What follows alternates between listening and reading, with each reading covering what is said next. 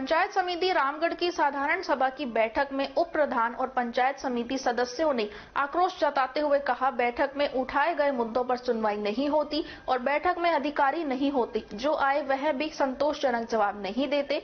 विभागीय अधिकारियों पर भ्रष्टाचार के आरोप लगाते हुए कहा कि यदि ऐसा ही रहा तो आगामी पंचायत समिति की बैठकों में न कोई सरपंच आएंगे और न ही पंचायत समिति सदस्य आएंगे। 30 दिसंबर को अंतिम साधारण सभा की बैठक का आयोजन हुआ, जिनमें ग्राम पंचायतों में आंगनबाड़ी केंद्रों के अधूरे पड़े निर्माण कार्यों को पूरा कराने और नरेगा कार्यों की कार्य योजना तैयार करने के बारे में विचार विमर्श किया गया। प्रधान नसरू खान ने सदन को बताया कि पंचायत समिति के क्वार्टरों की तरफ वाली भूमि पर दुकानें बनवाने का प्रस्ताव बनाकर जिला कलेक्टर को भिजवा दिया गया है। स्वीकृति मिलने पर सबके सहयोग से दुकानों का निर्माण कराया जाएगा, जिससे कि पंचायत समिति की लगभग 50,000 हर माह आय शुरू हो जाएगी। इस दौरान चिड़ावा ग्राम पंचायत के पंचायत समिति सदस्य सुनील गढ़ाई ने कहा कि हमारी ग्राम पंचायत में आंगनबाड़ी केंद्र निर्माण अधूरा होने के बावजूद भी सहायक अभियंता द्वारा NOC जारी कर दी गई है और लगभग 50 हैंडपंपों में से 30 हैंडपंप मौके पर ही नहीं है। उसके बावजूद उन्हें भी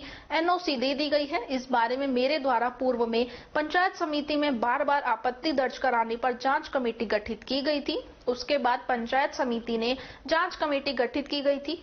विकास अधिकारी द्वारा बिना जांच के ही बनाई गई जांच कमेटी भंग कर दी गई। हमारे द्वारा अनेकों बार RTI के जरिए जवाब मांगे गए, उनका भी जवाब नहीं दिया गया, जिससे साफ जाहिर होता है कि पंचायत समिति में खुलकर भ्रष्टाचार हो रहा है। कुछ इस तरह का आरोप लगाते हुए उप प्रधान अतर सिंह सैनी ने रामगढ़ नौगावा मुख्य मार्गों पर ओवरलोड और बिना नंबरों के डंपर तेज गति से निकलने के बारे में बताया और कहा कि मैंने पिछली बार भी बैठक में अवगत कराया था। उसी दिन डंपर द्वारा 3-4 वाहनों की टक्कर हो गई थी। इस बारे में ना तो माइंस विभाग और प्रशासन ध्यान दे रहा है और न ही पुलिस कोई कार्रवाई कर रही है। साफ जाहिर है कि इन लोगों के उच्च अधिकारियों और नेताओं से सांठगांठ है, जिसके चलते यहाँ हमें कोई तवज्जो नहीं मिलती।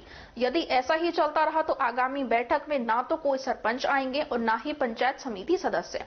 बैठक में कोई जानकारी लेना चाहो तो संबंधित विभाग के अधिकारी आते नहीं और आते हैं तो उन्हें कुछ मालूम नहीं होता। इसके अलावा सैंथली ग्राम पंचायत के लोगों का पेंशन संबंधी कार्य सत्यापन का कार्य नहीं होने के बारे में अवगत कराने पर समाज कल्याण विभाग कर्मचारी ने बताया कि इस बारे में उच्च अधिकारियों को अवगत करा दिया है। इस समस्या का समाधान जयपुर से होगा, तभी लोगों का सत्यापन कार्य पूरा हो पाएगा। इस बारे में प्रधान नसरू खान का कहना है कि साधारण सभा की बैठक में जो भी अधिकारी कर्मचारी नहीं आए हैं, उन सब के बारे में जिला कलेक्टर को पत्र लिखने के निर्देश दिए गए हैं और इस बारे में मुख्यमंत्री को भी पत्र लिखने के निर्देश दे दिए हैं। बिना नंबर के डंपरों के बारे में और तबादलों के बारे में कहा कि तबादले हम लोग नहीं करते, यह विधायकों की अनुशंसा पर राज्य सरकार करती है, उसमें हम लोग कुछ नहीं कर सकते और क्षमता से अधिक लोडिंग करने वालों पर परिवहन विभाग और पुलिस कार्रवाई करती है। मेरा कहना इस बारे में यह है कि पहली बात तो कुछ लोगों की भी गलती है, जो आज तक किसी ने भी आवाज उठाया है, ये बंद क्यों नहीं हुआ?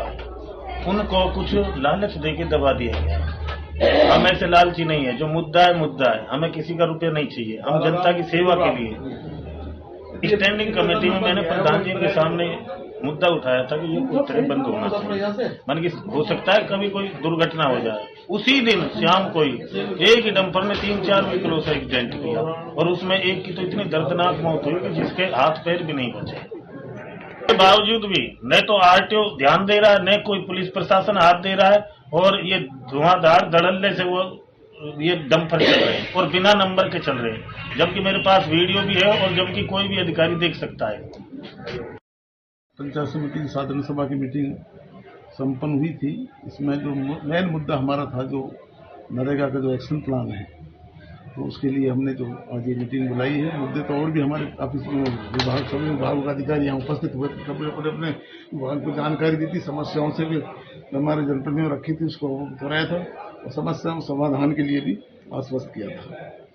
और आज जो हमारा एक मेन मुद्दा ये भी था, पंचायत समिति के सामने क्वार्टर्स थे, इनका भी प्रस्ताव लिया है।